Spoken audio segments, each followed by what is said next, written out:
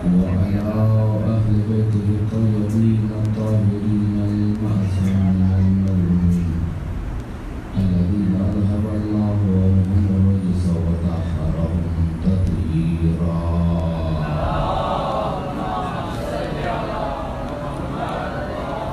لا سيما بقية الله الأعلم كالأراضين روحا وأرواح العالمين لتراب المقدم الفداء ولعنة الله على أعدائهم أجمعين من الآن إلى قيام يوم الدين. أما بعد فقد قال الله سبحانه وتعالى في كتابه المبين وهو أصدق القائلين: بسم الله الرحمن الرحيم. يا أيها الذين آمنوا قوا أنفسكم وأهليكم نارا. بالذكر جنة محمد وآل محمد.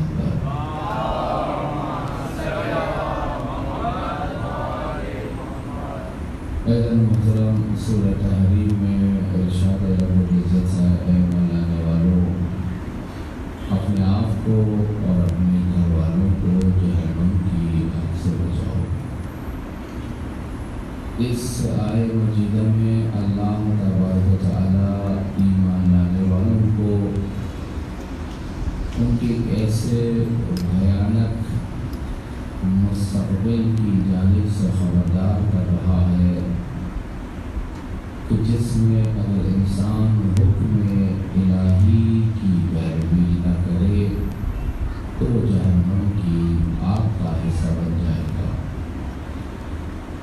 اور صدیوں سالوں اور حقب نہ جانے کتنی مدت اسے اس کو رکھنا پڑے گا۔ لہذا اس آیے مجیدہ میں اللہ تبارک و تعالی ایمان لانے والوں کو خبردار کر رہا ہے کہ اپنے مستقبل کے بارے میں ہوشیار رہو۔ ہر انسان ہم میں سے جو زندگی بسر کر رہا ہے وہ کل آنے والے دن کے لیے کسی حد تک فکر مند رہتا ہے۔ کل کیا ہوگا، کل کیا کھائیں گے، کل کیا حالات ہوں گے، آج 40 ڈگری سینٹی گریڈ ہے تو کل کتنا ہوگا، جی بارش کی پیشگوئی کی گئی ہے، آج بارش نہیں ہوئی کل بارش ہوگی تو نہیں ہوگی، کل آفس سے جلدی چھٹی ہو جائے، کل اسکول بند ہو جائیں۔ مختلف حوالے سے انسان اپنے مستقبل کو پریشان، جس کی جو فیس ہے، خواتین ہیں تو کل کیا پکے گا، شام میں کیا پکے گا، بیوی ہے تو وہ سوچے گی کل ابا کے گھر جاؤں کہ نہ جاؤں، شوہر سوچے گا مثلا کل چھٹی ہو جائے جلدی گھر آ جاؤ۔ ہر انسان کل کے بارے میں، آنے والے دن کے بارے میں جو اس کا مستقبل ہے کسی نہ کسی حد تک فکر مند دکھائی دیتا ہے، سوچتا ہے، اور اس کی یہ فکر بعض اوقات اس کو اپنے حساب میں لے لیتی ہے، بعض اوقات وہ اس فکر کے مطابق کام کرتا ہے، بعض اوقات اس فکر میں مشغول اتنا ہو جاتا ہے، پھنس کے رہ جاتا ہے، اور در حالی کہ وہ کل فکر کر رہا ہوتا ہے کہ کل مجھے یہ کرنا ہے یا مجھے یہ ہو جائے یا ایسا ہو جائے، اس کے باوجود بھی وہ صحیح عمل نہیں کر پاتا۔ یہ ہم سب کا حال ہے کہ ہم سب کل کی فکر میں ہیں، کل جو آنے والا ہے اس کی فکر میں ہیں۔ بعض اوقات ہماری فکر بہت سادی سی ہوتی ہے اور سوچتے ہیں کل کیا ہوگا، اچھا کل یہ ہوگا دیکھا جائے گا، یہ کہہ کے اپنے کام مصروف ہو جاتے ہیں۔ یہ فکر جو ہے وہ کل آنے والے دن اور مستقبل اور اس کی جو راہ میں پریشانیاں آ رہی ہیں اس کے بارے میں ہمیں زیادہ فکر مند نہیں کرتے۔ ٹھیک ہے دیکھا جائے گا، اور بارش ہوگی تو دیکھا جائے گا، فلاں کام ہو جائے گا دیکھا جائے گا۔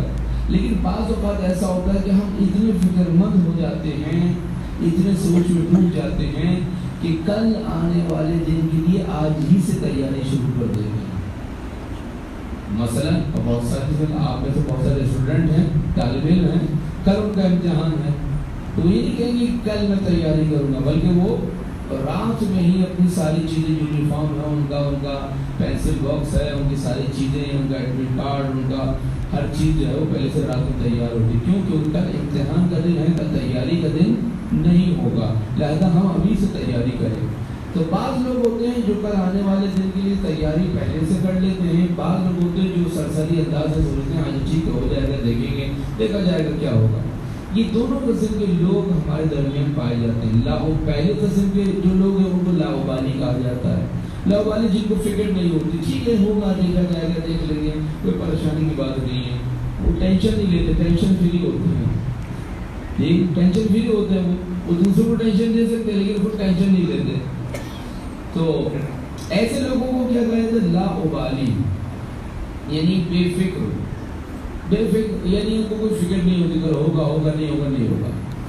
جبکہ دوسرے قسم کے لوگ وہ ہیں کہ جو عقل مند ہوتے ہیں، فکر مند ہوتے ہیں اپنے آنے والے مستقبل کے لیے، کہ ہمارا فیوچر جو ہے وہ کیا ہوگا، کل آنے والا دن کیا ہوگا، اس کے لیے پہلے سے مقدمات طے کرتے ہیں۔ مثال کے طور پر آپ نے آفس جانا ہے تو رات میں ہی پہلے سے اپنے کپڑے پریس کر کے رکھتے ہیں، اپنے شوز تیار کرتے ہیں، اپنی ضرورت کی چیزیں پہلے تیار کرتے ہیں۔ ایسا نہیں کہ صبح اٹھے اور پھر لائٹ ہوئی یا پریشان ہے کہ جناب اس سے نہیں کیسے کرے، کپڑے دھلے ہوئے نہیں ہیں۔ جو عقل مند ہوتا ہے وہ کیا کرتا ہے؟ پہلے سے تیاری کر کے رکھتا ہے۔ اس آیہ مجیدہ میں بھی ابھی ہماری سائیکو ہے، ہماری نفسیات ہے، ہمیں دو طرح کے لوگ نظر آ رہے ہیں۔ ایک لاؤبالی ہے، بالکل ہوگا ٹھیک ہے دیکھا جائے گا کر لیں گے، اور پھر جیسے بھی حالات ہوتے ہیں وہ پھر ایک معذرت کے ساتھ ایک لفظ استعمال کیا جاتا ہے وہ بہت منفی ہے، منفی سے مراد عامیانہ ہے، جگاڑو قسم کے لوگ ہوتے ہیں، یہ ہر جگہ اپنا کام چلانے کی کوشش کرتے ہوتے ہیں، ادھر سے جوڑا ادھر سے جوڑا اپنا کام نکال لیا۔ اسلام کو جگاڑو قسم کے لوگ نہیں چاہیے، جگاڑو قسم کے لوگ جو ہیں معذرت کے ساتھ وہ امام زمانہ کے ساتھ نہیں چل سکتے۔ جو جگاڑو قسم کے لوگ ہیں وہ کیا کریں گے؟ وہ ادھر بھی توڑ جوڑ کر رہے ہوگے امام کے ساتھ، مولا آپ کے ساتھ بھی مولا اس کے ساتھ بھی، مل کے ضرور دیجیے محمد و آل محمد۔ اسلام کو اور امام کو کون سے لوگ چاہیے؟ وہ لوگ چاہیے جو پہلے سے تیاری کرنے والے لوگ ہیں، توڑ جوڑ کرنے والے نہیں ہیں، بلکہ پہلے سے تیار، پریپیئر، ذہن آمادہ، فکر آمادہ، عمل آمادہ، پہلے سے تیار۔ اب یہ دو قسم کے لوگ ہیں ہماری زندگی میں، اور ہم اپنے اطراف میں دیکھ رہے ہیں کہ یہ سارے کام ہو رہے ہیں، اور ہر قسم کے لوگ۔ خدا تعالیٰ نے اس آیت مجیدہ میں فرمایا اے ایمان لانے والوں اپنے آپ کو اور اپنے گھر والوں کو جہنم کی آگ سے بچاؤ۔ گھر میں کہیں آگ لگ جاتی ہے، کوئی خطرہ آتا ہے تو ہم گھر والوں سے کہتے ہیں بھائی یہاں نہیں جائیے گا، کیوں؟ کیونکہ یہاں خطرہ ہے، مثال کے طور پر یہاں کرنٹ آ رہا ہے، یہاں دیوار کمزور ہے، یہاں پر جو ہے پانی ٹپک رہا ہے۔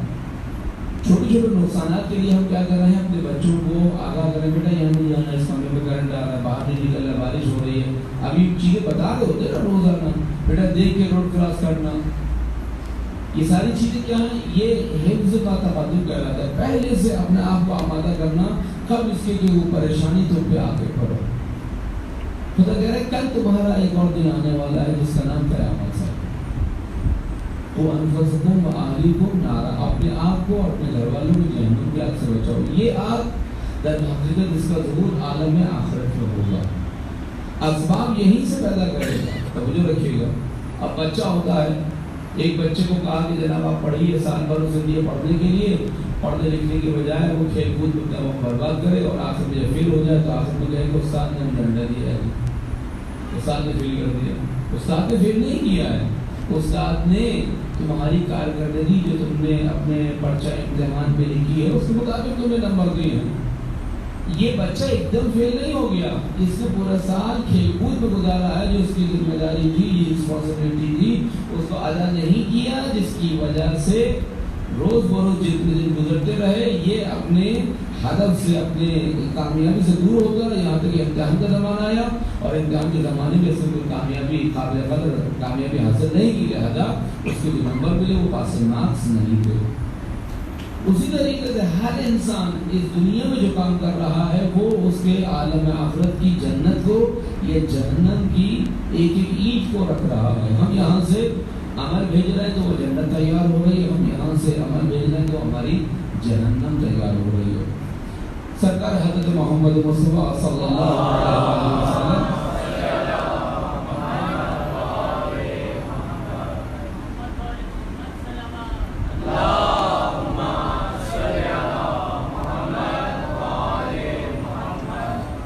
اپنے اصحاب کے ساتھ بیٹھے تھے،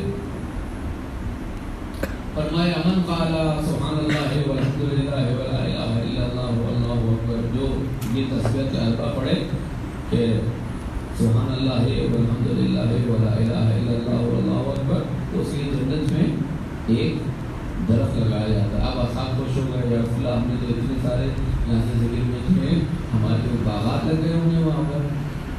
تو رسول نے فرمایا ہاں اگر تم نے ان کو یہاں سے دوبارہ جلایا نہ ہو. انسان یہاں سے نیک اعمال بھیجتا ہے لیکن بعض اوقات انہیں جلا بھی دیتا ہے, انہیں ختم بھی کر دیتا ہے, وہ جل کے ختم ہو جاتے ہیں.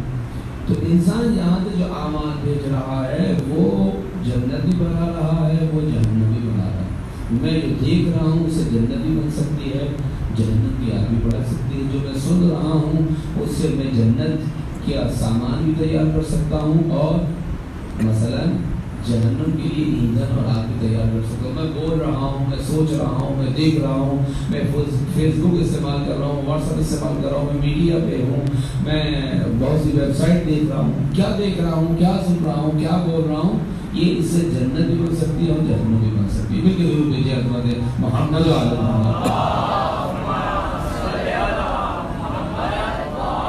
جو نقطہ جس اصل بحث میں لانا چاہتا ہوں یہ ہے کہ ہم اپنے آپ کو جہنم کی آگ سے بچائیں. یہ آپ کا بھی فرض ہے اور ہمارا بھی فرض ہے, عالم دین کا بھی فرض ہے کہ وہ لوگوں کو بتائے, نوجوانوں کو بتائے, امت کو بتائے. ماں باپ کا بھی فرض ہے اور بچوں کو بھی فرض ہے. بعض اوقات ماں باپ غلطی کر رہے ہوتے ہیں تو بچوں کا فرض ہے کہ وہ اپنے ماں باپ کو آگاہ کرے کہ والد محترم, والدہ محترم, آپ غلطی کریں, پیار سے محبت سے ٹوکنا نہیں ہے, بے ادبی نہیں کرنی, بدتمیزی نہیں کرنی, چیخنا چلانا نہیں. انسان صرف متوجہ کرے کہ انسان غلطی کر رہا ہے. اب ہمارے لیے کیا ہے, ہر لمحے ہم جہنم بھی بنا سکتے ہیں اور جنت بھی بنا سکتے ہیں. میں نے بتایا میں جو دیکھ رہا ہوں, سن رہا ہوں, بول رہا ہوں, ہاتھ پیر سے عمل کر رہا ہوں, اس سے جنت کا سامان بھی, باغات بھی اور جہنم کا سامان بھی اور آتش اور آگ بھی تیار ہو سکتی ہے. دونوں چیزیں میرے اختیار میں ہیں. عمل سے زندگی بنتی ہے, جنت بھی جہنم بھی. یہ خاکی اپنی فطرت میں نہ نوری ہے نہ ناری ہے. خدا عالم نے اس کے اندر لیکن اس میں شیخ میں غلطی ہے. یہ خاکی اپنی فطرت میں نہ نوری ہے نہ ناری ہے. توجہ نہیں, انسان کی فطرت جو ہے وہ نوری ہے. توجہ رکھیے گا, یہ شعر جو ہے یہ خطا ہے, یہ عقیدے کے مطابق نہیں ہے. شاید جذبات میں آگے کہہ دو گے عمل سے زندگی بنتی ہے, جنت بھی جہنم بھی, بالکل صحیح ہے. عمل سے آپ جنت بنائیں, جہنم بنائیں, یہ تو بالکل بالکل صحیح ہے. یہ خاکی اپنی فطرت میں نہ نوری ہے نہ ناری ہے, یہاں غلطی کر گیا شاید. ہاں انسان کی جو فطرت ہے وہ نوری ہے, جنتی ہے, پاکیزہ ہے. اہل بیت کی صفات اسے دی گئی ہیں. خدا عالم نے اپنی پاکیزہ صفات اس کے اندر ڈالی ہیں. نفخت فیہ من روحی کا خطاب دیا گیا ہے. لہذا قرآن نے کہا سورۃ الروم میں فطرت اللہ التی فطر الناس علیہا, اللہ کی فطرت پر انسانوں کی فطرت بنائی گئی ہے. تو انسان کی فطرت نوری ہے, لہذا یہاں شاید خطا کر گیا. لیکن پہلے بھی تو صحیح ہے, عمل سے زندگی بنتی ہے, جنت بھی جہنم بھی. لیکن دوسرے مصرے میں شاید نے خطا کی ہے کہ خاکی اپنی فطرت میں نہ نوری ہے نہ ناری ہے. یہ جملہ غلط ہے. انسان اپنی فطرت میں نوری ہے. میں بھی درود بھیجیے حضرت محمد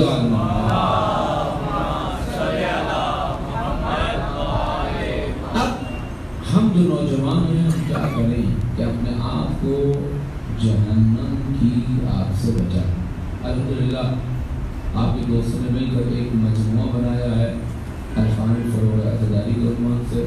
اس کی ایکٹیویٹیز میں دیکھتا رہتا ہوں. الحمدللہ یہ ہونا چاہیے کہ مزید آپ دین کی تعلیمات حاصل کریں, اہل بیت کی تعلیمات حاصل کریں.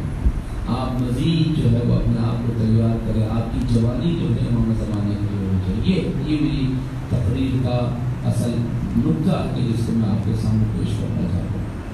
خدا نے کہہ دیا کہ اپنے آپ کو اور اپنے گھر والوں کو جہنم کی آگ سے بچاؤ. ممکن ہے کسی کے ماں باپ اس کو جہنم کی آگ سے نہ بچائیں, اس کے لیے گناہوں کے اسباب بھی موجود ہیں. دنیا میں بہت سے لوگ, بہت سے نوجوان ایسے ہیں جن کے والدین ان کو خود گناہوں کی طرف دعوت دیتے ہیں, ان کے لیے گناہ کا ماحول فراہم کرتے ہیں, ان کے لیے گناہ کی زندگی میں ان کو لے جانے کے لیے زور دیتے ہیں. بیٹا ہمارے ساتھ فنکشن میں چلو, پڑھا جائے گا, چلو یہ کام کرو, وہ کام کرو. بچوں کو مجبور کرتے ہیں بعض اوقات. لیکن کیا ہے کہ وہ خود بھی جہنم میں جائیں گے اور اپنے بچوں کے لیے بھی جہنم کا سامان کر رہے ہیں. لیکن خدا کہہ رہا ہے کہ تمہیں تو عقل ہے نا, تمہیں تو شعور ہے, تم تو حسینی ہو. حسینی بے عقل نہیں ہوتا, حسینی وہی ہوتا ہے جو علی والوں کی طرح عقل استعمال کرتا ہے. تم اگر حسینی ہو, تم علی اکبر کے ماننے والے ہو, تو پھر تمہیں کیا کرنا چاہیے؟ عقل استعمال. اگر کوئی گناہ کی طرف دعوت دے بھی جی تو کیا ہے آپ اس کو چھوڑ دیں. اگر کوئی انسان بہت ہی خوبصورت ٹافی کے ریپر میں ایک بہت ہی بہترین قسم کا زہر جو ہے وہ آپ کو بھر کے دے دے. اب ٹافی چاکلیٹ کا جو کور ہے ریپر ہے کاغذ ہے وہ بڑا خوبصورت ہے. اب آپ نے دیکھا بڑا اچھا جیسے آپ نے کھولا آپ کو پتہ چل گیا اس میں زہر ہے. اب آپ کھائیں گے اس کو نہیں. جیسے متوجہ ہوں گے یا انجانے میں آپ نے اسے منہ میں رکھ لیا چکھ لیا تھوڑا سا لیکن جیسے ہی پتہ چلا کہ یہ زہر ہے فوراً آپ تھوک دیں گے کلی کریں گے بھاگیں گے دوڑیں گے کہیں زہر اثر نہ کرے. اسی طریقے سے دنیا ہمیں جتنا بھی گناہ کی طرف دعوت دے ہمیں دور رہنا ہے. پہلے مرحلے میں ہمیں دور رہنا ہے قریب ہی نہیں جانا ہے. ہم نے پہلا مرحلہ ہے کہ ہمیں قریب نہیں جانا گناہ کے. اور اگر خدا نخواستہ چلا بھی گیا کوئی انسان تو فوراً اپنے آپ کو بچانے کی کوشش کرے جیسے انسان گناہ سے اور زہر سے اپنے آپ کو بچانے کی کوشش کرتا ہے. تو دنیا آپ کو دعوت دے گی. ہو سکتا ہے کسی کے والدین کو دعوت دے اس کا دوست دعوت دے اس کا فیس بک دعوت دے اس کا واٹس ایپ دعوت دے اس کے چاہنے والے دعوت دے. آپ کی گیدرنگ آپ کا دوست آپ کا اٹھنا بیٹھنا آپ کی نشست و برخاست ایسے لوگوں کے ساتھ ہونا چاہیے جو آپ کے ایمان میں اضافے کا سبب بنے جو آپ کے عقیدے میں اضافے کا سبب بنے جو محبت اہل بیت میں اضافے کا سبب بنے جو آپ کو امام زمانہ کی طرف لے کے جائے نہ کہ شیطان کی طرف. مل کے درود بجائے عظمت امام زمانہ علیہ السلام. چنانچہ بحیثیت نوجوان ہم اپنے آپ کو تیار کریں امام عصر علیہ السلام کے امام زمانہ کے لیے. یہ وہ نقطہ میں لانا چاہ رہا ہوں. ہمارا مستقبل جو ہے وہ امام زمانہ کا انقلاب امام زمانہ کا ضرور ہے جس کے لیے ہمیں تیاری کرنی ہے کہ کل جب ہمارا امام آئے تو میں ریڈی ہو چکا ہوں میں تیار ہو چکا ہوں میں آمادہ ہو چکا ہوں جو میرے کرنے کے کام ہیں وہ کام انجام دے چکا ہوں. اگر میں اپنے آپ کو تیار نہ کروں اور امام کو امام آ جائیے امام آ جائیے امام آ جائیے بس یہاں مجلس ہونی تھی امام بقیت اللہ میں اگر مولانا آ جائیے مولانا آ جائیے ہم نے پوسٹر چھپا دیا ہم نے اعلان کرتے ہیں بسیں بک کرائیے لوگوں کو دعوت مولانا آ جائیے. مولانا بہت قدر نہ فرشادہ ہے نہ لوگ ہیں نہ سسانی ہو رہی ہے. میں کہوں گا جناب یہ کیسا استقبال ہے یہ کیسی مجلس ہے کہ آپ مجھے روزانہ کہہ رہے ہیں روزانہ فون کر رہے ہیں روزانہ واٹس ایپ کر رہے ہیں روزانہ پیغام بھیجیں مولانا آ جائیے اور صبح سے آپ نے چیزیں حرام کر دیا ہے مولانا وقت پہ آئیے گا مولانا یہ کیے گا مولانا مجلس ہے جب پہنچا تو آپ کو کوئی کام ہی نہیں دیا کوئی کام انجام نہیں دیا آپ نے. کہیں ایسا نہ ہو کہ جو صورتحال مثلاً عرض کیے مجلس کے ساتھ ہو وہی امام زمانہ کے ساتھ ہو. آپ کہہ رہے ہیں امام آ جائیے الجل مولا آ جائیے مولا آ جائیے مولا آ جائیے اور مولا آ جائے تو دیکھیں گے جناب تیاری نہیں ہے لوگ. تو ہمیں پہلے سے تیاری کرنی ہے اور بہترین وقت ہے آپ کے پاس نوجوانی اور جوانی کا کہ اللہ تعالیٰ نے آپ کو نوجوانی یعنی 12 سال 14 سال 16 سال 18 سال یہ نوجوانی کی ایج ہے اور پھر 18 سال سے جوانی کی شروع ہوتی ہے 25 اور 28 اور 30 سال تک چلتی ہے. یہ جوانی اور نوجوانی اللہ تعالیٰ نے آپ کے لیے اس کو امام زمانہ کے لیے استعمال کرا امام زمانہ کی محبت میں گزارے. وہ باتیں جو امام زمانہ کو پسند ہیں ان کو بجا لانے کی کوشش کرے. آپ کے شب و روز ایسے ہوں کہ امام زمانہ آپ کو اپنا نوجوان کہہ سکے. اور یہی وجہ ہے امام زمانہ سے اگر پوچھا جائے مولا بتائیے آپ کو کون سے نوجوان پسند ہے. امام سے پوچھا جائے مولا کون سے نوجوان آپ کو پسند ہیں تو امام زمانہ 2 صفت بتائیں گے آپ کو ایک جگہ پر. دوسری جگہ پر امام کی دوسری صفت بتائیں. لیکن یہاں پر جو امام کی ایک دعا ہے دعا میں امام نے نوجوانوں کی صفت بیان کی ہے. امام سے پوچھیں کہ مولا بتائیے اتنے سارے نوجوان ہیں یہ آپ کو ان میں سے کون سا پسند ہے کون کس کو لائک کرتے ہیں آپ. امام کہیں گے وَعَلَى الشَّبَابِ بِالْإِنَابَةِ وَالتَّوْبَةِ مجھے وہ نوجوان پسند ہیں جو انابہ کرنے والے بھی ہیں اور توبہ کرنے والے بھی ہیں. اگر ہم چاہتے ہیں کہ امام زمانہ کے محبوب بنے امام زمانہ ہمیں اپنا نوجوان کہیں تو ہمیں 2 صفات کو اپنانا ہوگا بنیادی طور پر. اور دوسری صفات اپنی جگہ ہے نماز ہے عبادت ہے ماں باپ کی خدمت ہے امام زمانہ کے لیے کام کرنا ہے نائب امام کی نصرت مدد کرنی ہے ولی فقیر ہدایت کرنی ہے وغیرہ وغیرہ سارے کام جو اپنے وقت ہوتے ہیں. لیکن 2 صفات جو امام دیکھنا چاہتے ہیں مجھ میں اور آپ میں وہ کیا ہے انابہ اور توبہ ہے. وعلی الشباب بالانابۃ والتوبہ، ہمارے نوجوانوں کو انابہ کی توفیق دے اور توبہ کی توفیق دے۔ انابہ کیا ہے؟ انابہ کہتے ہیں مسلسل رجوع کرنے کو۔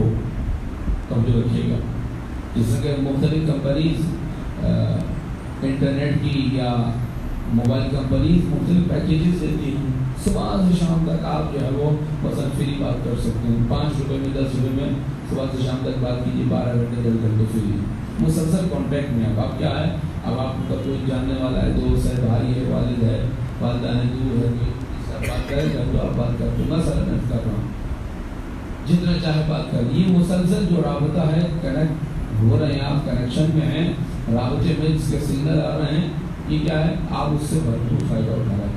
امام کہہ رہے ہیں کہ تم کو بھی امام زمانہ سے گفتگو کرنے، ملاقات کرنے کا ایک پیکج خریدنا چاہیے جس سے تم امام زمانہ سے مسلسل رابطے میں رہو۔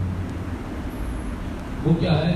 امام زمانہ کے عشق میں زندگی بسر کرنا، یہ وہ پیکج ہے کہ جو ہمیں امام زمانہ سے جوڑ رکھے گا۔ اگر میں امام زمانہ کے عشق اور محبت میں زندگی بسر کرنے لگوں تو پھر میں امام زمانہ کی یاد میں زندگی بسر کروں گا، پھر میں اس کو حاضر ناظر کروں۔ جیسے آپ کسی عزیز سے بات کریں، بعض اوقات آپ کو بات کرتے کرتے اندازہ نہیں رہتا کہ یہ کہیں دور بیٹھا ہے، لگتا ہے کہ بالکل قریب میں کہیں بیٹھا ہے اور وہ قریب سے باتیں ہو رہی ہیں۔ تو جب امام کی یاد میں آپ گفتگو کریں گے، امام کی یاد میں زندگی بسر کریں گے، تو بعض اوقات آپ کو احساس ہوگا آپ کا امام آپ کے ساتھ موجود ہے، وہ آپ کو دیکھ رہا ہے، وہ آپ کو سن رہا ہے، وہ آپ کو محسوس کر رہا ہے۔ وہ پیکیج کیا ہے؟ عشق امام زمانہ، امام زمانہ کی محبت کا پیکیج وہ ہمیں لینا ہے تاکہ ہم مسلسل رابطے میں رہیں۔ پھر امام نے کہا کہ میں نوجوانوں میں 2 صفت دیکھوں، ایک انابہ، ایک توبہ۔ اب یہ تو ظاہری طور پہ میں نے بتایا، انابہ کیا ہے؟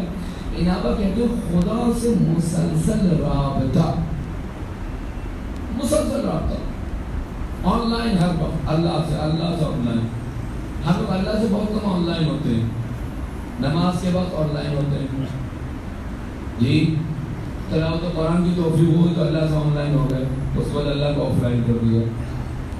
ہوتا ہے نا آپ کے پاس موبائل میں آپشن ہوتا ہے، وائی فائی آن کر دیں، وائی فائی آف کر دیں، ڈیٹا آن کر دیں، ڈیٹا آف کر دیں۔ ہم اللہ سے آن لائن کیا ہوتے ہیں؟ جب نماز پڑھنے جاتے ہیں اللہ سے آن لائن ہو جاتے ہیں۔ جیسے کہ ہم موبائل کو جی سائلنٹ کر دیتے ہیں، یہ ایئرپلین موڈ پہ کر دیتے ہیں، اسی طرح ہم جب زندگی میں جب جاتے ہیں تو اللہ کے ساتھ آن لائن ہوتے ہیں، اللہ کے ساتھ آن لائن ہو جاتے ہیں۔ نماز ختم ہوئی، چلے جائے اللہ میں خدا حافظ، اب اگلی نماز میں ملاقات ہوگی، نہیں، یہ آن لائن ہونا انسان کے کام نہیں آئے گا۔ ہمیں 24 گھنٹے اللہ سے آن لائن ہونا ہے، توجہ رکھیے گا۔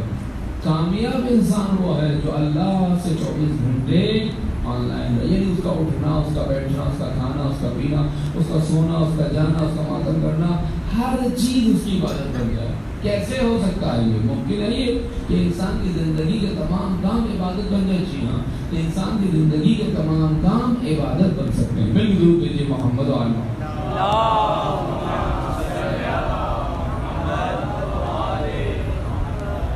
مجھے لگ رہا ہے آپ تو مجھ سے بھی زیادہ سکے ہوئے لگ رہے ہیں۔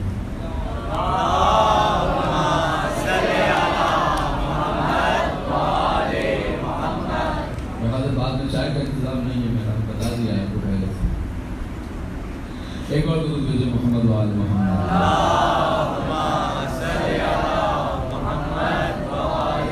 اللہ سے ہونا کہ مجھے نماز کے وقت، تلاوت قرآن کے وقت، بس اس سے زیادہ اللہ کو زیادہ لفٹ نہیں کرتے ہیں، لفٹ کراتے ہیں، اس سے زیادہ لفٹ نہیں کراتے۔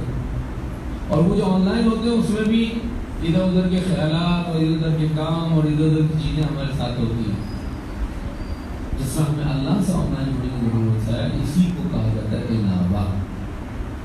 انابہ یعنی مسلسل اللہ سے رابطہ برقرار ہے۔ امام زمانہ علیہ السلام فرما رہے ہیں کہ نوجوانوں کو 2 صفت، ایک انابہ، ایک توبہ۔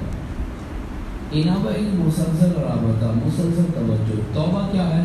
کہ انسان غلطی سے کوئی کام کر لے تو فوراً توبہ کرے، لوٹ جائے اور کہ خدا میں نے برا کام کیا، اب اس لوٹنے کا نام کیا ہے؟ وہ توبہ۔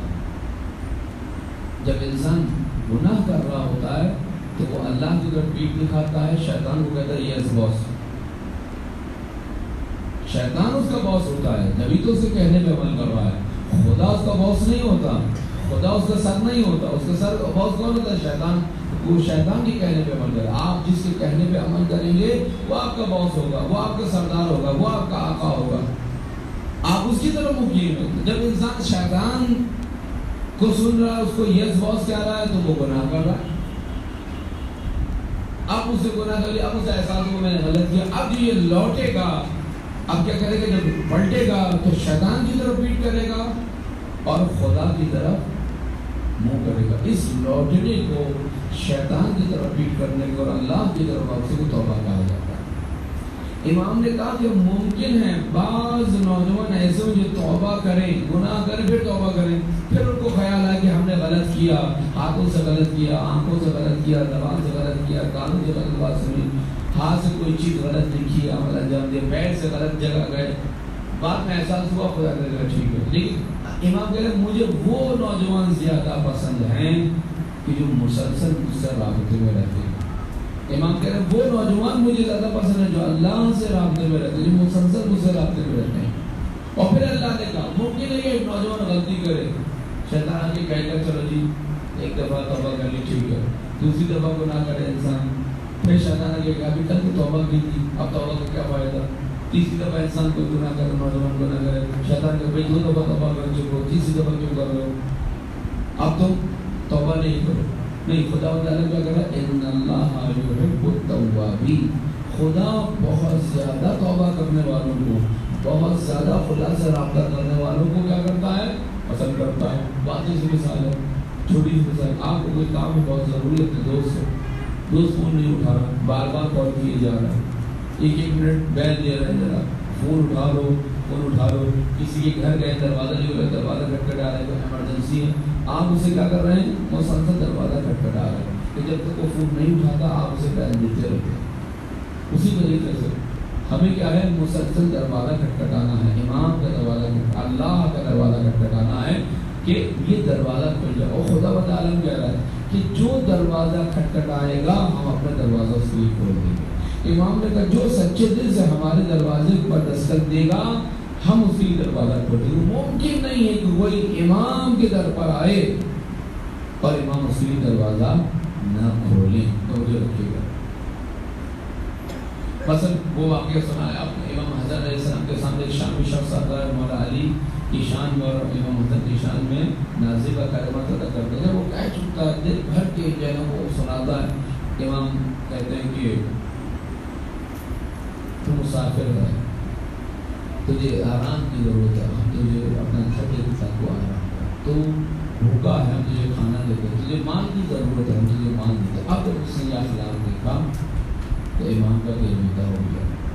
دشمن علی تھا، دشمن امام حسن تھا، لیکن امام کا اخلاق اتنا خوبصورت تھا کہ امام اسے اپنے گھر لے گئے. اے امام حسن قربان جاؤں آپ کی، میرے ماں باپ آپ کو قربان، آپ دشمن علی کو اپنے گھر لے جا رہے ہیں. یہ ہے امام. امام کون ہے؟ دشمن کو اپنے گھر لے جا رہا ہے، خاطر مدارات کر رہا ہے، پیسہ دے رہا ہے، آرام کا آسائش کا خیال رکھتا ہے. میں یہاں پہ جملہ کہوں امام حسن، ہم نے تو کبھی کوئی ایسے نازل پر پہلے مارتا ہے کہ کاش ہمیں بھی اپنے گھر لے جائیں، کاش ہم بھی آپ کے گھر میں داخل ہو جائیں، کاش ہم پر بھی وہ برکتیں ہمارے شامل حال ہو جائیں جو آپ پر اور آپ کے گھر والوں میں نازل ہو گئے. مولا اعظم جب اپنے بابا کے دشمنوں کو اپنے گھر لے جا سکتے ہیں تو کیا اپنے چاہنے والوں کو اپنے گھر لے کے جائیں گے؟ سوچیں، کیا ہم نے کوشش کی کہ ہم امام حسن کے گھر میں داخل ہوں، مولا کے گھر میں داخل ہوں، امام زمانہ کے گھر میں داخل ہوں؟ اس کے لیے شرط کیا ہے؟ ضرور نہیں کہ امام کا 4 دیواری ظاہری سیمنٹ کا بنا ہوا کوئی گھر ہو وہاں ہم جائیں. نہیں، امام کے گھر سے جو مراد ہے کہ امام کی توجہ میں آ جائیں، امام کے مورد نظر قرار پائیں، امام کے مورد عنایت قرار پائیں کہ ہم یہاں سے عمل کریں اور امام کہیں کہ یہ میرا چاہنے والا ہے، یہ میرا نوجوان ہے، یہ میرا محب ہے، یہ میرا منتظر ہے. لہذا وہ خدا سے دعا کریں کہ اس منتظر نوجوان، اس چاہنے والے کی تمام مصیبتوں کو حل کر دیا جائے. بالکل درود ہے محمد و آل محمد.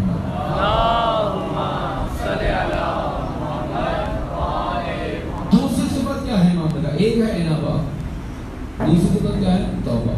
ممکن ہے توبہ انسان کرے गुनाह के बाद। लेकिन इमाम का बेहतरीन नौजवान हुआ है जो गुनाह ही नहीं करता, गुनाह से करीब नहीं जाता, ना वो गुनाह के करीब आता है ना ये गुनाह के करीब जाता है। बेहतरीन नौजवान इमाम ज़माना की नज़र में हुआ।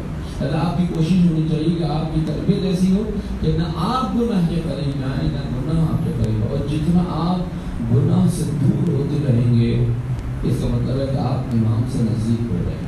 अच्छाइयों से जो इमाम की जितना नज़दीक होगा वो क्या होगा, गुनाहों से दूर। मसलन इमाम यहाँ पर मेंबर के पास, गुनाह वहाँ पर है। अब जो वहाँ से चलना शुरू करेगा तो जितना जितना कदम उठाएगा क्या होगा, वो मेंबर के करीब जहाँ इमाम है वो करीब होता चला जाएगा। इसी तरह हम गुनाहों से दूरी इख्तियार करें, इमाम की तरफ सफ़र करें, हम खुद ब खुद जो है वो क्या है, इमाम की तरफ सफ़र करना शुरू करें। तो हमें अपने आप को बचाना है। ये नौजवानी और जवानी जो अल्लाह ताला ने आपको दी है इसको इस्तेमाल करें। सबसे पहली जिम्मेदारी आपकी तालीम और तरबियत है। तालीम और तरबियत के मैदान में अपने आप को आगे बढ़ाएं। तालीम में मुमकिन है कि कोई शख्स उसके पास ये असबाब मुहैया ना रहे हो तालीम हासिल करे। जितना हो सके इंसान तालीम हासिल करे, जितना हो सके अपने आप को कुरान से वाबस्ता करे। मुमकिन नहीं है कि कोई इमाम हुसैन का आशिक है, हुसैन आप इन्हों की निज़र तिलावत की लेकिन मैं कुरान से मोहब्बत न करूँ। हुसैन तो कुरान से मोहब्बत ऐसी करे कि सर कटने के बाद भी हुसैन के लबों से कुरान की तिलावत जुदा न हो और उनका मानने वाला कुरान से ना बलद हो, कुरान को ना जानता हो। हुसैन को नमाज से इतनी मोहब्बत हो कि आखिरी रात जो मोहलत तलब कर रहे हैं, इन्नी उहिब्बु सलाह, जान लो कि हुसैन को नमाज से बहुत ज़्यादा मोहब्बत है। तो ये कैसे मुमकिन है जो हुसैन का अज़ादार और माज़वी हो वो नमाज से वाकिफ़ हो? ये कैसा हो सकता है कि जनाब सानी ज़हरा हज़रत ज़ैनब सलामुल्लाह अलैहा को अपनी चादर की बहुत फिक्र हो लेकिन उनकी मानने वाली को चादर की फिक्र हो? ये कैसे हो सकता है कि हज़रत अली अकबर को अपने इमाम वक़्त की नुसरत का बहुत ख्याल हो, साथ साथ हो इमाम वक़्त के? ये कैसे हो सकता है कि अली अकबर का मानने वाला अपने इमाम वक़्त की नुसरत के लिए आमादा और तैयार था? लिहाजा हमें तवज्जो करनी है, हमें आगे बढ़ना है, हमें अपनी ज़िंदगी में वो मोहब्बत लेके आनी है जो हमें इमाम की तरफ ले जाए। मैंने बताया कि दो किस्म के लोग, एक लावाली होते हैं, सोचते हैं लेकिन उसके बाद घर से निकाल दिया, होगा ठीक है देखा जाए कल देखेंगे। कुछ नहीं जो पहले से तैयारी कर रहे हैं। हम लावाली शिया मत बने, हम लावाली मुंतज़िर बने। ठीक है इमाम आएंगे देखा जाएगा, होगा कर लेंगे देख लेंगे। कोई जिसको मैं माजर की सरकार जुगाड़ों किस्म की शिया जो यहाँ पर भी जुगाड़े कर रहे हैं वो वहाँ पर भी जुगाड़ों में मसरूफ रहेंगे कि मौला को भी खुश करें, मौला के दुश्मनों को खुश करें। एक मैंने मिसाल दी थी, कैसे पता चले कि हम तैयारी कर रहे हैं। मसलन अभी अगर इमाम ज़माना यहाँ इमाम बार के बकला तशरीफ में होता है कि कौन है जो मेरे साथ दे रहा हो, हम सब हाथ उठाएंगे, मौला हम सब आपके साथ देंगे। मैंने अच्छा ठीक है ऐसा करो अपने मोबाइल मुझे दे दो। अरे मौला ये क्या ये कोई काम है, ले लीजिए। अब मौला को देने से पहले क्या होगा, जल्दी से पोर्ट खोलेंगे, तस्वीरें डिलीट होनी शुरू हो जाएंगी। जी कोई वॉइस मैसेज डिलीट करेगा, कोई पिक्चर डिलीट करेगा, कोई मूवी जो उसने रखी हुई है घर वालों से छुपा के वो डिलीट करेगा। अब हम कहते नहीं भाई ऐसे ही दे दो, ऐसे कौन दे देगा इमाम को? तो दे सकता है कि इमाम को ऐसे मोबाइल? हम जब अपने मोबाइल को इमाम के लिए पाक नहीं कर सकते, इमाम के लिए इतनी कुर्बानी नहीं दे सकते कि हम अपने मोबाइल को पाक रखें तो हम अपनी कुर्बानी कह देंगे। ये छोटा सा इम्तिहान है। आज जाके देखिएगा, आज मोबाइल खोलिए देखिएगा उसमें ऐसी कौन सी चीज़ है जो इमाम को नापसंद है। कोई तस्वीर, कोई आवाज़, कोई वीडियो क्लिप, कोई बयान, कोई स्टेटमेंट, कोई भी ऐसी चीज़ जो इमाम को नापसंद है उसको रिमूव कर डिलीट कर निकालें। ये मोहब्बत की पहली सीढ़ी है जो मुझे इमाम की तरफ ले जाएगी कि मेरे मोबाइल में भी कोई ऐसी चीज़ ना हो। मोबाइल में, फिर मेरी फिक्र में, फिर मेरे अमल में, फिर मेरे अकीदे में। इस तरह इंसान पाक होता चला जाएगा। बिल्कुल ज़रूर मुझे मोहम्मद वाल मोहम्मद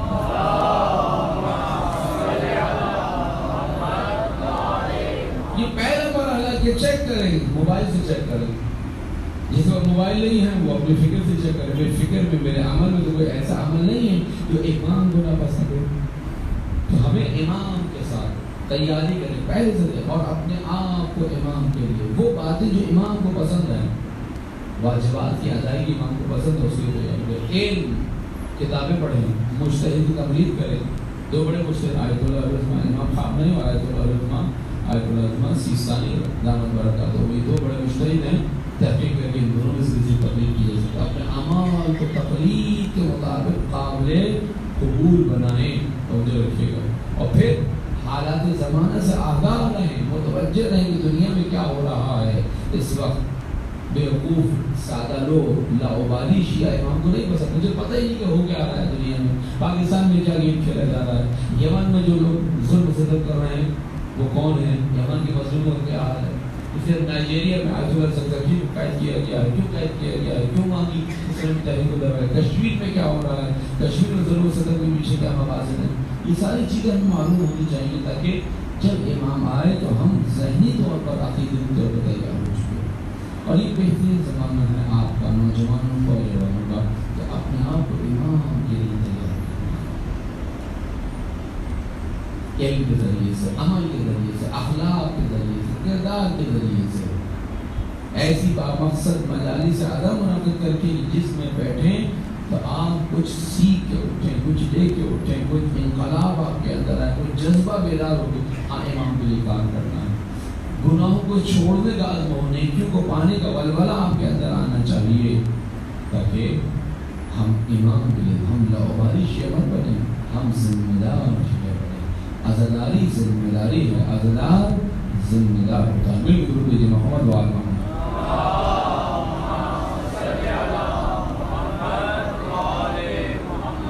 ہمیں اپنے آپ کو جہنم کی آگ سے بچانا ہے، لہذا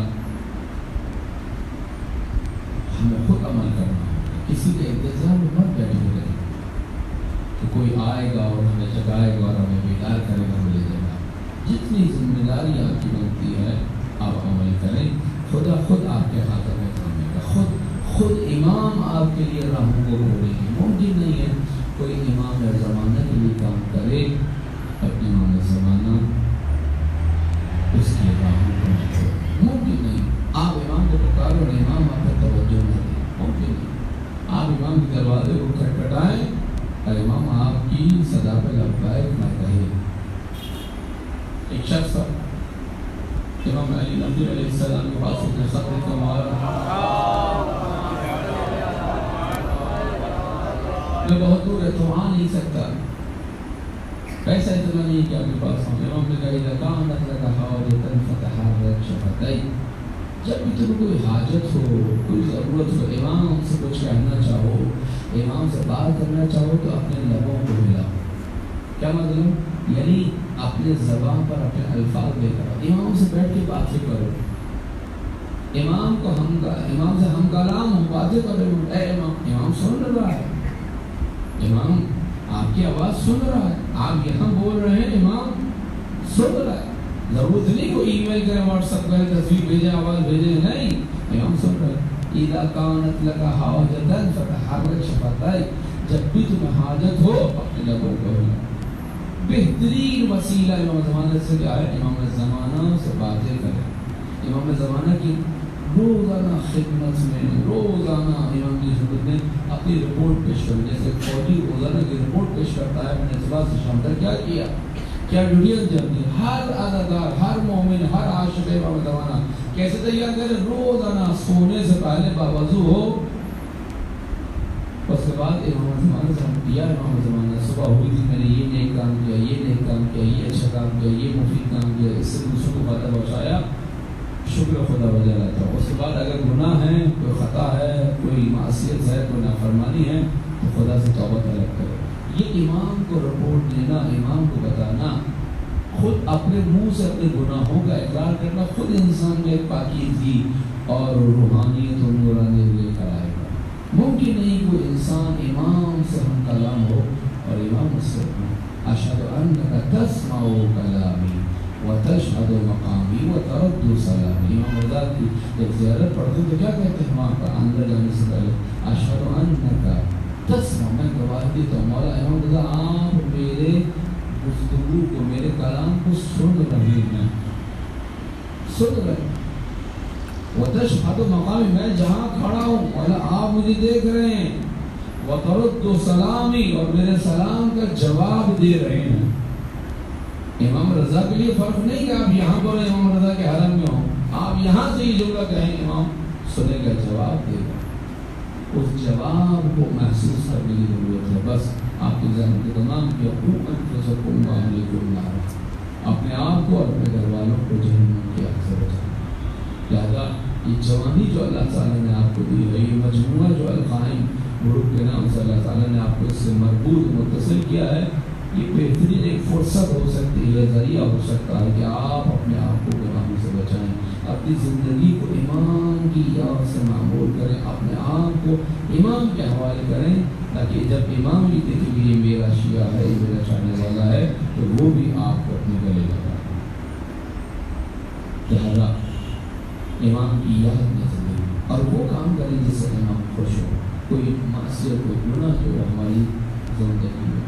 اور پھر تھوڑی عرصے میں آپ دیکھیں گے کہ خود ایک چین، ایک توجہ، ایک نورانیت جو وہ آپ کے اندر پیدا ہو۔ جتنا جتنا آپ گناہوں سے دور ہوتے رہیں گے، اتنا ہی نورانیت آپ کے اندر پیدا ہوتی چلی جائے گی، خود آپ محسوس کریں گے۔ کیونکہ انسان جتنا جتنا کیا کرتا ہے، موبائل چارج کرتا ہے تو موبائل اب چارج ہو رہا ہے، اس کی بیٹری کا جو لیول ہوتا ہے وہ بڑھتا ہے، 10%، 20%، 30%، 40%، 50%، 100%۔ اب بیٹری پوری چارج ہو گئی، اب آپ ہٹا لیں گے۔ یہ تو بیٹری ہے نا، یہ تو موبائل کی بیٹری ہو سکتی ہے، جسے چارج کرنے کے لیے آدھے گھنٹے کی 1 گھنٹے کی ضرورت پڑتی ہے، لیکن روحانی بیٹری جو ہے اسے مسلسل چارج رکھنے کی ضرورت ہے۔ مسلسل اللہ سے اپنا رابطہ جوڑے رکھیں، امام سے اپنا رابطہ جوڑے رکھیں۔ ایک لمحے کے لیے بھی انسان اگر اللہ سے امام زمانہ سے جدا ہو جائے، اسی لمحے انسان گناہ کرتا ہے۔ آپ دیکھیے، آپ بہت کوشش کر رہے ہیں کہ گناہ نہ کرو، اور اچانک سے گناہ ہو جاتا ہے آپ سے، وہ کیوں ہوتا ہے؟ اس کی وجہ کیا ہے؟ وہ ایک لمحے کے لیے آپ خدا سے اور امام سے غافل ہوتے ہیں، اسی لمحے شیطان اپنا حملہ کرتا ہے۔ جو چوکی پہ سپاہی بیٹھا ہے وہ ایک لمحے کے لیے غافل ہوتا ہے، وہی غفلت جو ہے موت کا سبب کرتی ہے۔ لہذا جس لمحے ہم گناہ کرتے ہیں، حدیث میں کوئی پرندہ ایسا نہیں ہے جس کو تیر لگے، مگر یہ کہ وہ خدا کا ذکر چھوڑ دیتا ہے۔ جب کوئی پرندہ ذکر خدا چھوڑتا ہے، اس کی موت آ جاتی، تیر آ کے لگ جاتا ہے۔ یہ تو ہم انسانوں کو خدا نے موقع دیا ہے کہ ہم جو ہے وہ جب تک ہماری جان ہم توبہ کریں، لیکن پرندوں کے لیے کیا ہے کہ جیسے ہی پرندہ غفلت کرتا ہے ذکر خدا سے، تیر آگے لگتا ہے، اس کی زندگی ختم ہو جاتی ہے۔ یہ تو اشرف المخلوقات ہونے کی وجہ سے خدا نے ہمیں موقع دیا مرتے دن تک دے کر کرنے۔ تو ہمیں ضرورت ہے، ہمیں ایک لمحے کے لیے بھی مایوس نہیں ہونا ہے، ہمیں ایک لمحے کے لیے خدا سے امام سے اپنا رابطہ نہیں توڑنا ہے۔ ایک لمحے کے لیے رابطہ ٹوٹے گا، یہ وہی لمحہ ہوگا جو شیطان ہم پہ حملہ کرے گا، شیطان ہم پہ حملہ ہوگا، ہمارے ایمان کو نابود کرے گا، تاکہ ہم جو امام کے لیے کوشش کر رہے ہیں، خدا کی کوشش کر رہے ہیں، وہ کامیاب نہ ہو۔ بس آپ کی زمین کے تمام کی امام زمانہ علیہ السلام کے لیے کام کر رہے ہیں، اور پھر امام کی توجہ ہوتی ہے، امام کی دعا ہوتی ہے ان افراد کے لیے، ان شخصیات کے لیے، ان نوجوانوں کے لیے کہ جو در حقیقت امام کے لیے ممکن نہیں تو امام زمانہ کے لیے کام کرے، اور امام کی توجہ اور دعا اس کے لیے نہ ممکن نہیں ہے کوئی امام زمانہ کے لیے کوئی خدمت انجام دے اور امام زمانہ اس کو اپنی دعا میں شامل نہ کرے، ممکن نہیں۔ خود آپ دیکھیں گے آپ کی زندگی میں خاص قسم کی برکت ہے۔ بس یہ وہ ایام ہیں کہ جب رسول اللہ کی آنکھیں بند ہو چکی ہیں، یہ وہ ایام ہیں کہ جب حسن مشتبہ پہ جنازہ اٹھ چکا، جناب زہرا کے گھر میں 2 بڑی مصیبتیں ہیں۔ ایک مصیبت بابا کے اٹھنے کی ہے، اللہ اکبر، اور ایک مصیبت حسن مجتبیٰ پر۔ رسول اللہ کی شہادت 11 ہجری کو ہو رہی ہے، اور امام حسن کی شہادت 40 ہجری کو ہو رہی ہے، لیکن دونوں تاریخوں میں زہرا بہت غمزدہ ہیں۔ ایک طرف بابا کا غم ہے، ایک طرف بیٹے کا غم ہے، اور یہی وجہ ہے کہ جن دن گزر رہے تھے اللہ کا رسول روز بروز کمزور ہوتا جا رہا تھا، یہاں تک کہ رسول اللہ سے اب کھڑا نہیں ہوا جاتا، صرف واجب نمازوں کے لیے بمشکل کھڑے ہوتے تھے اور اس کے بعد بستر پہ لیٹ جاتے تھے۔ ایک دفعہ رسول اللہ کی آنکھ لگی، کسی نے دروازے پہ دستک دی، جناب زہرا نے پوچھا کون ہے؟ کہا کہ اللہ کے رسول سے ملاقات کرنے آیا ہوں۔ جناب زہرا نے کہا اے سائل لوٹ جا، اللہ کا رسول ملاقات نہیں کر سکتا۔ اس کے بعد تھوڑی دیر بعد پھر کسی نے دستک دی، کہا کون ہے؟ کہا اللہ کے رسول سے ملاقات کرنے آیا ہوں۔ کہا کہ اللہ کا رسول سو رہا ہے، بہت کمزور ہے، وہ ملاقات نہیں کر سکتا۔ تھوڑی دیر خاموشی ہوئی، اس کے بعد پھر کسی نے دستک دی، مجھے کون ہے؟ کہا کہ اللہ کے رسول سے ملاقات کرنے۔ اب بیوی کا جلال تھوڑا سا آیا، تھوڑا سا جلال آیا۔ اے سائل میں نے کہا نا اللہ کا رسول مل نہیں سکتا، وہ بہت کمزور ہو گیا ہے۔ ابھی بیوی گفتگو کر رہی تھی، ایک دفعہ سرکار دو جہاں نے آنکھیں کھولی، کہا بیٹی کیا ماجرا ہے؟ کہا بابا کوئی شخص مسلسل دروازہ کھٹکھٹا رہا ہے، کہہ رہا ہے کہ میں اللہ کے رسول سے ملنا چاہتا ہوں۔ جناب رسول خدا نے کہا بیٹا معلوم ہے یہ کون ہے؟ نہیں بابا مجھے معلوم نہیں ہے، یہ وہ ہے جسے کسی اجازت کی ضرورت نہیں ہوتی، یہ کسی کے گھر میں بغیر اجازت کے آیا جایا کرتا ہے، یہ ملک الموت ہے۔ اللہ اکبر۔ بس ازداری کے نبی بیٹا یہ تیرے در کا شرف ہے کہ ملک الموت بھی تجھ سے اجازت لے کے آ رہا ہے۔ اجرکم اللہ۔ جناب زہرا کے ذہن میں یہ ہے کہ ملک الموت بغیر اجازت کے نہیں آ سکتا، یہ ایک منظر ہے۔ دوسرا منظر کیا ہے؟ علی کو بیعت کے لیے لینے آئے ہیں، کہا کہ علی مرتضیٰ کو بھیجو، کہا کہ نہیں بھیجوں گی، کہا کہ دروازے کو توڑ کے آ جائیں گے، اندر گھسائیں گے۔ بیوی سوچ رہی تھی ارے جس گھر میں ملک الموت بغیر اجازت کے نہ عام مسلمان کیسے آ سکتے؟ بس اللہ تھوڑی دیر نہ گزری تھی، شاید بی بی یہی سوچ رہی تھی ابو الحسن کو جانے نہ دوں گی۔ ایک دفعہ دروازے کو آگ لگائی، ارے کسی نے دروازے پر پیر مارا، دروازہ ٹوٹا۔ بی بی جو دروازے کی پیچھے تھی اپنی چادر کو سنبھالنے لگی، ارے بغیرت گھر میں ساری جناب زہرا کے گھر میں داخل ہو رہے، بی بی نے اپنے چادر کو سنبھالا، ارے دروازہ دیوار سے لگا، ارے بی بی در و دیوار کے درمیان ایک دفعہ آواز آئی یا فضہ خدینی، فضہ مجھے تھام لے، میرا محسن شہید ہو گیا۔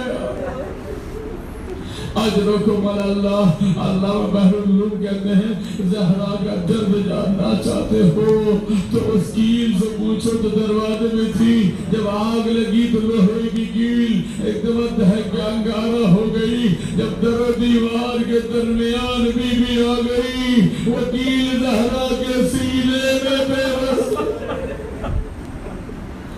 اجرکم اللہ۔ یہ ایک مصیبت ہے۔ دوسری مصیبت کون سی ہے؟ حسن کا جنازہ ہے۔ ایک دفعہ زہر دے دیا بھائی کو زہر ملا، بس ایک دفعہ تشت منگایا جناب امام حسن نے، بہن زینب تشت دیا، جناب زینب تشت لے کے آئی، اب خون کی الٹیاں ہو رہی ہے، کلیجہ کٹ کٹ کے گر رہا ہے۔ اجرکم اللہ۔ ارے زینب دیکھ رہی ہے وہ حسن، اے بھیا حسن، ارے امت نے کیا دفاع کی ہے۔ ارے ایک دفعہ امام حسن نے سب کو بلایا اور کہا میرے قریبیوں کو بلا دو، جناب ام سروہ کو بلایا، قاسم بہت چھوٹا بلایا، قاسم کو سر پہ ہاتھ رکھا، کہا قاسم تیرا بابا مظلومیت میں چاندے رہا ہے، بیٹا قاسم ہم نہ ہوں گے، تیرے چچا پہ ایک بڑا مشکل کا وقت آئے گا، دیکھو ہماری نعمت کرنا۔ ایک رقعہ لکھ کے دے دیا، بیٹے جب بھی کوئی بڑی مصیبتوں سے کھول لینا، اور دیکھو کربلا میں اپنے چچا کی نصرت کے لیے ہرا والنصر ثابت ہونا۔ اجرکم اللہ۔ ارے قاسم نے کیسی تاسی و پیروی کی ہے، مدینے میں حسن کے کلیجے کے ٹکڑے، کربلا میں ابن حسن کی لاش کے ٹکڑے۔ بس عزیزانو جنازہ اٹھا، حسن کے جنازے کو امام حسین، حضرت عباس، تمام افراد نے بڑی شان سے اٹھایا، غسل کفن کر کے بہنوں میں جنازہ گیا، بہنوں نے الوداع کہا، بڑے بڑی مشکل سے جنازہ لے کر آئے، اب جنت البقیع لے کے جا رہے ہیں، مگر امت نے دفنانے نہ دیا، کہا کہ نہیں حسن کو دفنانے نہیں دیں گے۔ اسی اثنا میں امت نے تیروں کی بارش شروع کی، بس عزاداروں کے اتباع امام حسن نے کہا جنازہ واپس لے کے چلو۔ جناب زینب کو پتہ چلا جنازہ آ رہا ہے، امام حسین سے پوچھا بھیا جنازہ کیوں آ رہا ہے؟ امام حسین نے کہا بہن زینب سوال بعد میں کرنا، پہلے امت نے تیروں سے جو نوازش کی ہے، ارے تابوت سے وہ تیر نکال لو، اجرکم اللہ۔ یہ پہلا جنازہ تھا زہرا کے گھر سے جو دل کی روشنی میں اٹھا، یہ واپس بھی آیا ہے۔ جنازہ گیا تو صحیح سالم تھا، ارے جنازہ واپس آیا تو تیر لگے ہوئے۔ بس بہنوں بھائیوں نے مل کر جنازے سے تیر نکالے۔ زینب کو یہ اندازہ ہو گیا کہ کربلا بننی شروع ہو گئی۔ یہ زینب کے منظر کب یاد آیا؟ جناب زینب کے منظر کربلا میں یاد آیا، جب 11 محرم کو حسین کے لاشے پہ پہنچی ہے، ہاتھ پسے گردن بندے تھے، کہا بھیا حسین مجھے معاف کر دینا، ارے مدینے میں بھیا حسن کے جنازے سے تیر کھینچے تھے، میرے ہاتھ کھلے تھے، بھیا آج بہن مجبور ہے، ہاتھ بنے ہیں پسے گردن، ارے تیرے جنازے سے تیروں کو لعنۃ اللہ علی القوم الظالمین وخیر عالم الذین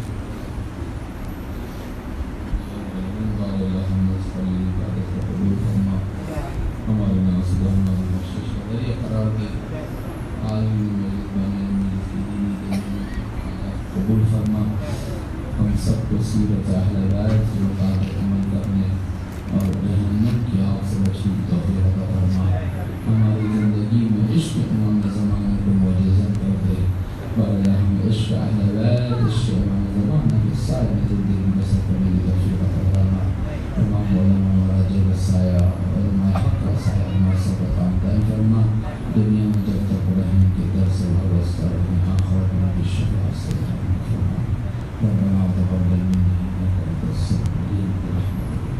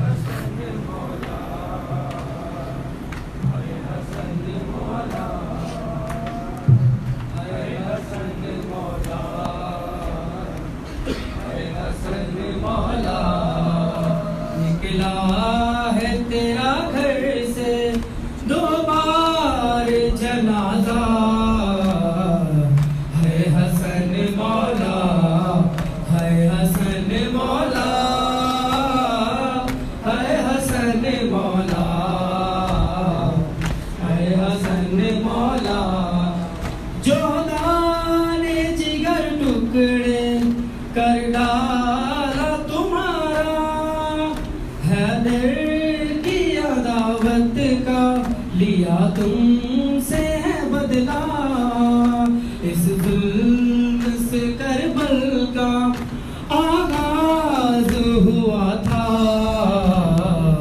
ہے حسن مولا، ہے حسن مولا، ہے حسن مولا، ہے حسن مولا، نکلا ہے تیرا گھر سے دو بار جنازہ،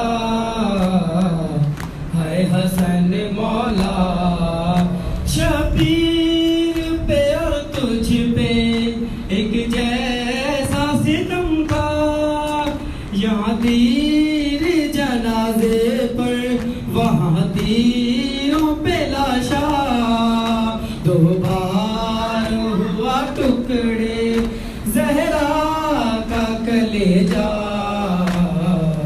ہے حسن مولا، ہے حسن مولا، ہے حسن مولا، ہے حسن مولا، نکلا ہے تیرا گھر سے